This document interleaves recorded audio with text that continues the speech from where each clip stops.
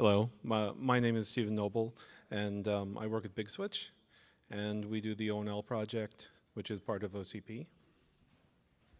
I'm Wataru Ishida from NTT. I'm working with Steve for particularly this project, SONiC plus ONL. So the main thing that we're going to talk about today is SONiC plus ONL, and so we're not going to really cover ONL specifically, and we're not going to really cover SONiC specifically. We're more going to cover what the value is that we think we can bring by bringing the ONL platform layer into SONiC. So this is the obligatory marketing slide, right? We've been doing this for a long time. I think we released ONL back in 2013. But it's a base of our commercial product, so it gets tested constantly.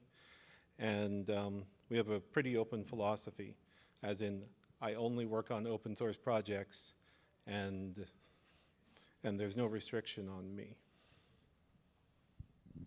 Okay, I'm from NTT Electronics. NTT Electronics is a subsidiary company of NTT. NTT is a Japanese telco. Our main focus is actually not software. We are developing the network LSI, the coherent DSP, actually. But today I had a talk this morning about the TAI, transponder abstraction interface. So there's a emerging open optical transponder.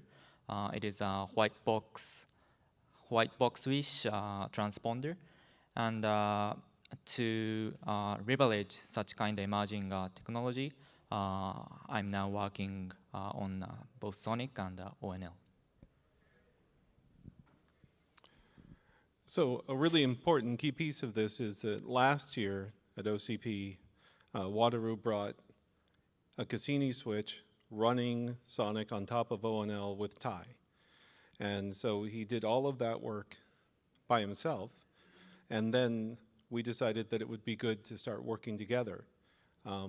There are a lot of people who use ONL. We don't always know who's using ONL, but we know that there's quite a few that we don't know about, right? So what's ONL? It's really simple. It's a flexible build system that basically builds a squash FS and a loader and allows you to run Linux on a switch. And you can either install it onto the switch directly, onto the hard drive, or you can load it into memory and run an overlay file system on it. It's very straightforward. It supports 110, I think, switches now. And the main piece about it is ONLP, which is the platform layer. And there's no data plane involved.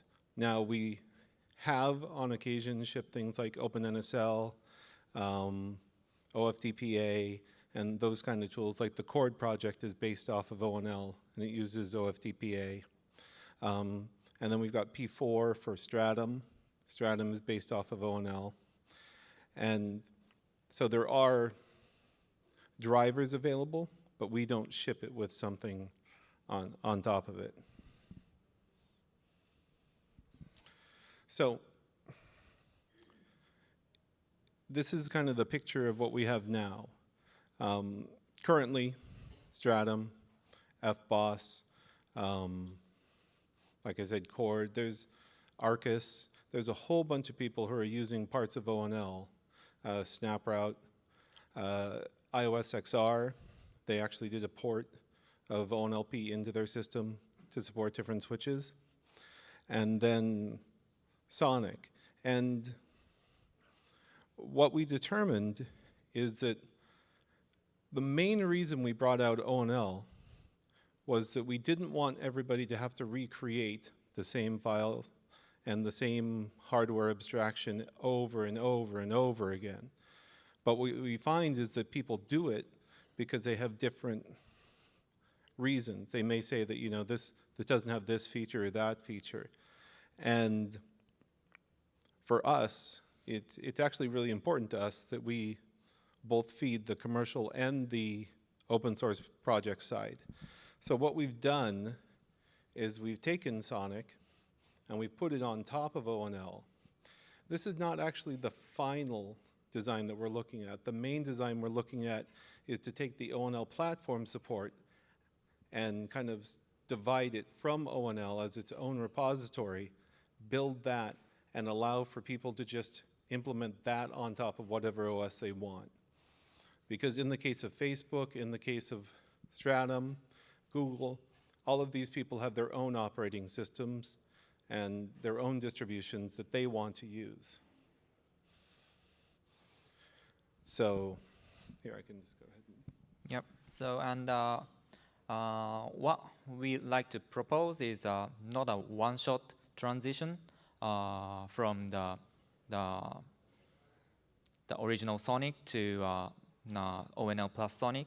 What we like to propose is for the first step, we can add an build option to use ONL as a base OS for SONiC. So people who want to use the SONiC kernel without ONL, they can still use that. And people who want more wider range of support, they can use ONL for the base OS. And do you want to? Sure. So this slide just goes through the basics if you don't know them about what ONLP does, but it's basically everything but the forwarding. So even the SFPs, if you insert an SFP, we get the notification, we can send it to you, you can register for them, however you want to do it. But you know, all the fans, all of the temp sensors and all of those, these are really important pieces because as you know, if you don't get the fans running correctly, the system can just burn itself out. So this is a very solid piece that we've built because we use it for the commercial project too. So how to put SONiC into ONL. So I'll let you go ahead. Yep. So first, so I think there's many ways to implement this, but this is what we are now thinking. So first, we can add the SONiC kernel as one of the kernel option for ONL. So ONL's build system can have multiple version of kernel, and the user can choose which kernel to use. So we can add the SONiC kernel as an option to ONL. That is the first step. And the second, with that, we can use ONLP with the SONiC kernel.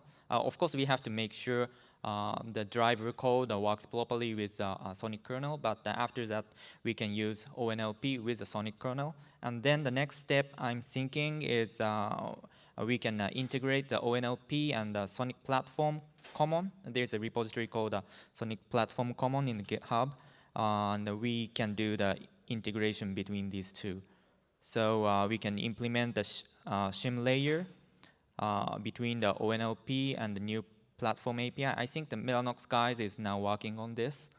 Yeah, we can use that platform API, have the shim layer, and underneath we can run ONLP. Maybe I can do this too. You want? Sure.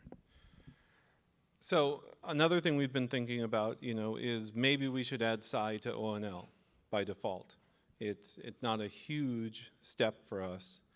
And so we've been looking at that. And that does kind of change what we're doing and how we think of ONL, but it might be valuable. And you know, we're taking input there because there's a whole bunch of things you can add, right? A lot of them are Broadcom specific. But here, if we were to add SCI, then we could at least provide people with a system that has the correct modules and has the ability to communicate with the chip and program it. And then the last one would be integrate the SONiC Build System and the ONL Build System. So this is all just a concept, right? But here we would just add the ability to say you want to use SONiC, and then it's an option, and then when you would build it, you would get the ONL SONiC. So what are the benefits to this? What are the things that we can actually provide that are valuable to people? So At Big Switch, we're known for the fact that most everything runs on the controller, and the hardware itself, the switches, just have a lightweight OS that we call Switch Lite on it. By putting some of the pieces that we have from Switch Lite into the image, we can basically do things like zero-touch provisioning. We can do controller.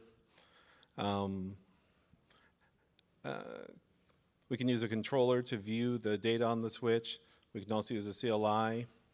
And so here I've got a little video that just basically goes through and it'll show, we'll do ZTN, it'll boot up, ONI will ask for an image, it'll install it, and then once it's installed, we can run both SONiC and ONL commands to show what's going on. And then to be more specific or true about this, we have these setups running in our lab, and this is something that we do for ONL, right? We've got 70 or 80 switches that are just all dedicated for ONL testing that have nothing to do with the commercial system. And then we also have a SONiC test bed that's made up of a couple of 7712s and some 7312s and 5712s. And we've got that all running with the controller on it so that we can basically test images with it. And we can either install SONiC directly by hand if it's SONiC, or we can use the ONL SONiC image to do it. So here, let me see if I can I not get it to do that? What's it doing?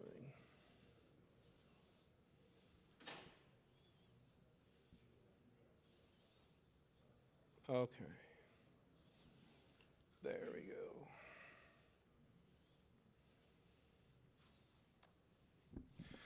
So this is a really simple video. It's actually the one that's been playing in our booth for the whole weekend. ONI, if you know ONI, it does a waterfall. It asks for an image. The controller knows the MAC address of the switch, so it's going to feed it a SONiC plus ONL image. And then that image, once it's installed, will boot up. And we can actually show that both things like show platform summary, which is a SONiC command, and ONL pdump both work and both provide the same information, right? So this is just a really quick way to say, okay, this is SONiC, and this is on ONL, and all of the hardware stuff is working correctly, all of the databases are working correctly, and everything is showing the same, right? Now, with the controller integration, you can actually connect to the controller either via CLI or a GUI, and you can run commands there too. So for example, if you want to show the environment of a switch, you just run show switch, the name of the switch, and the environment command. And what you'll get is something very similar to this, right? Here's some thermal data. It's an Edge-Core switch. We can see the ONI version, the serial number. We can see all of this data, and on the controller, it's not on the switch. We can also see the version of the software, the ONI version, and when it was built, basically all of the details that would be somewhat useful to have. What's really cool is if you do the GUI side of it, we can actually show you what the switch looks like right now. So in this case, all of the lights are correct. And I didn't have any SFPs plugged into it, but the point is, it's everything it's telling you about the fans, how fast they're going, whether they're on, what the temperatures are. All of that data is real time. It comes from the switch and our integration with the controller. And so in this case, we can even see the interfaces on the switch. And one of the nice things about ONL is that you can see the interfaces on the switch whether or not you have SI or any other kind of a device driver running. You can see them and you can get information about them if someone plugs it in or removes them, and you can see the serial number and the length and all of the data about them. now.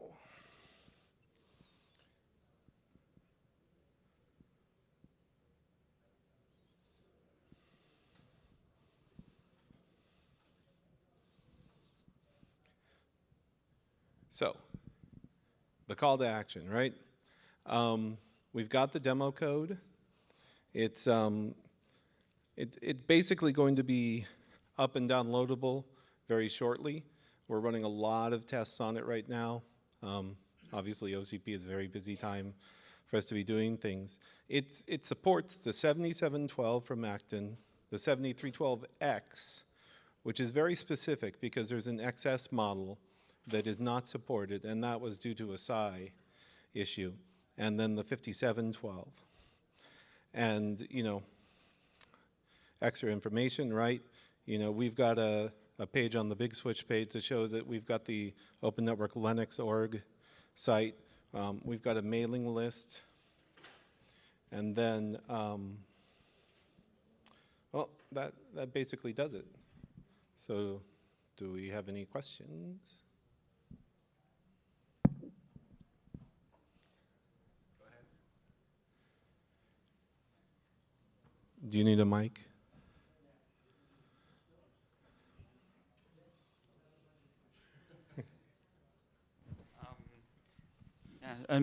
Maybe not questions, but I think the demo is cool, right? So, you know, the open together, I think open means that we need to open source and work together.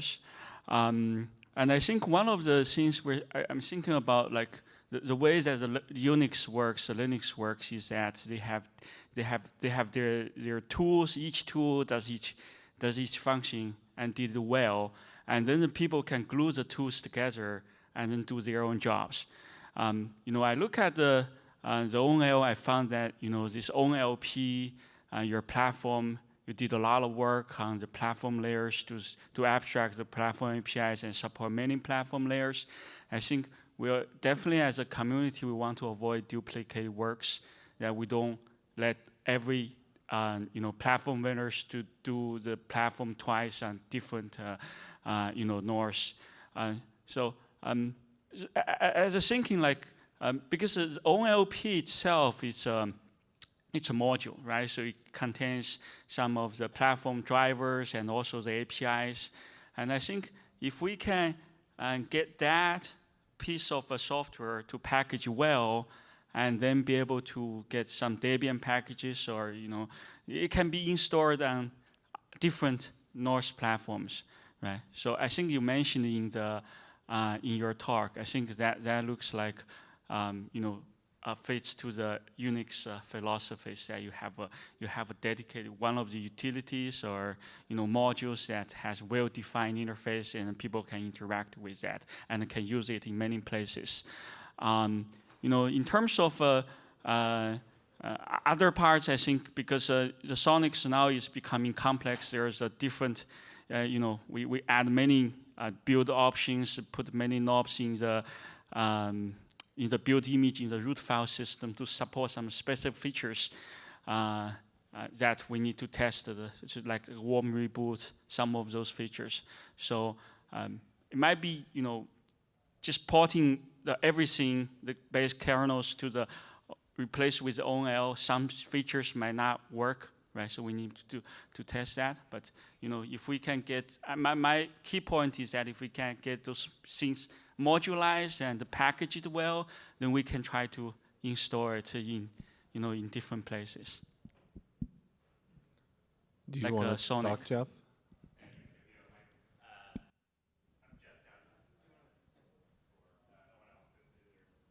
Here.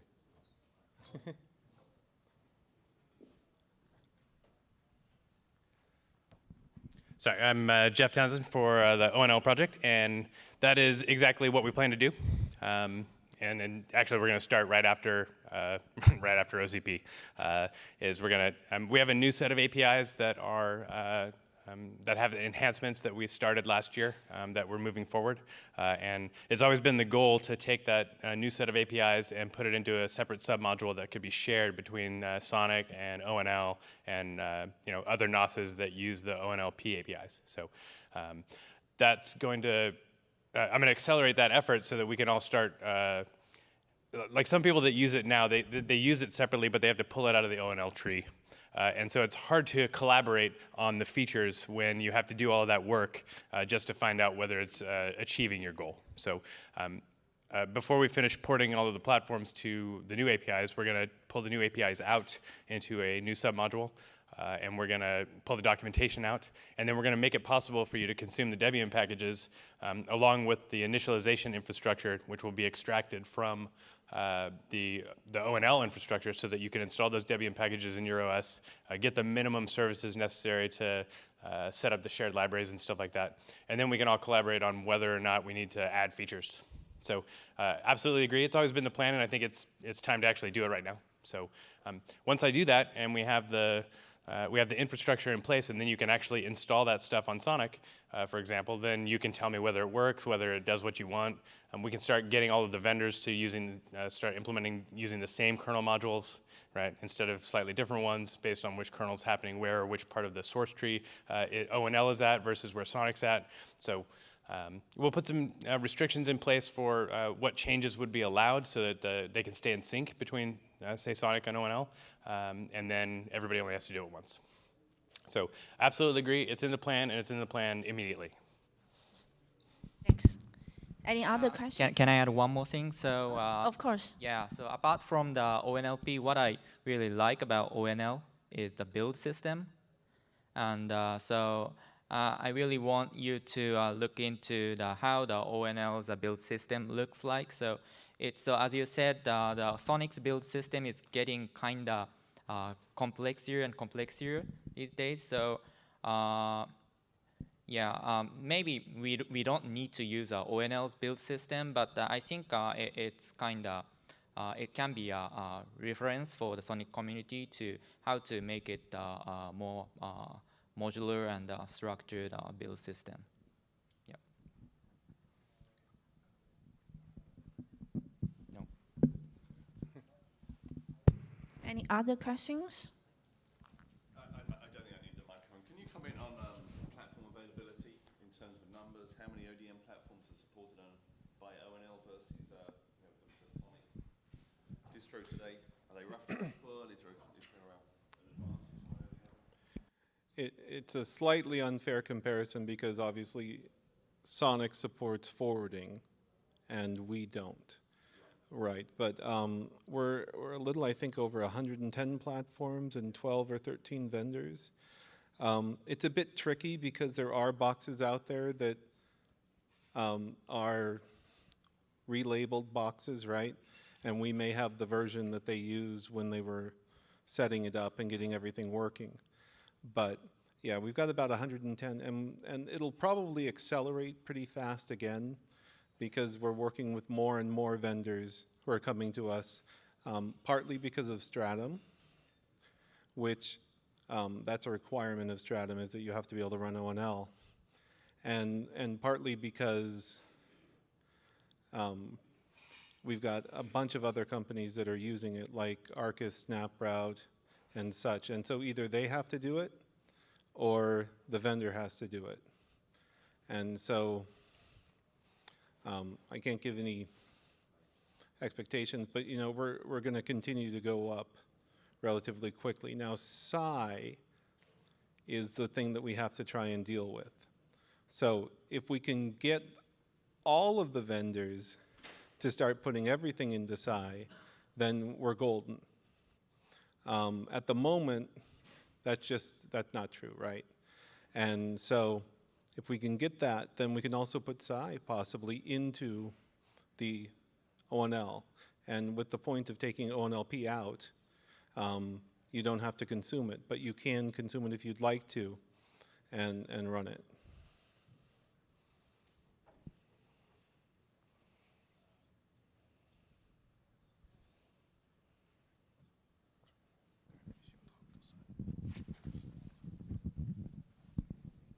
Just wanted to clarify what you showed as the controller. Is that an integration of like Open Daylight or something, or is that like the native SONiC CLI? I just realized it's in the video, not in my slides. So that's probably something that Jeff can comment better on than me. But in general, what it is we've got that functionality already built. And we're looking at how we can take that functionality and improve it and modify it for the community, right? I mean, we've already got Python bindings, for example, for ONLP. And there are ways that people could then put their own APIs on top of it. We could possibly, as a community, put APIs on top of it. And then the controller integration becomes just a thing that people do, right? Because you're just pulling all of that data off of the switch and displaying it in some format.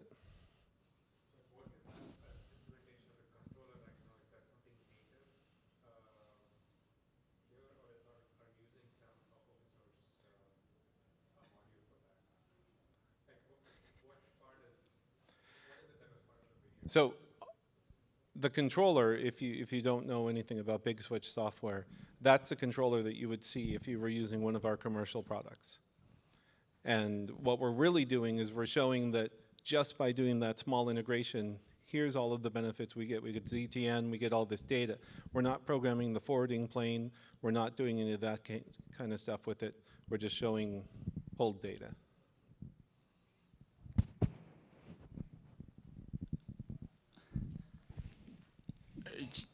Just another comment to the build system. So I think one of the reasons that the build system on the SONiC is becoming complex is because we're not just building the base OS, right? So we're also building the application inside the Docker, and we're in the transition of the Dockers. Inside the Dockers, there could be Jesse Dockers, there will be stretch Dockers. So we have all those knobs to build different flavor of applications, depending on which base image the Docker has. So all these adds complexities to the build system. I think, ONL, my understanding is that it's mostly a lean Linux with drivers and some libraries, but not too much applications inside the build systems. But I would definitely we'll look into the ONL build system to see. Yeah, so no intention for the criticism. So I really like SONiC. So first of all, I like SONiC, so that is why I started working this. So no intention for the criticism, but yeah, only wanted to say just it can be a one reference. Yep. Okay, one last chance if you have questions for the whole OCP Summit this year. Okay? Okay. If nobody has any questions, thanks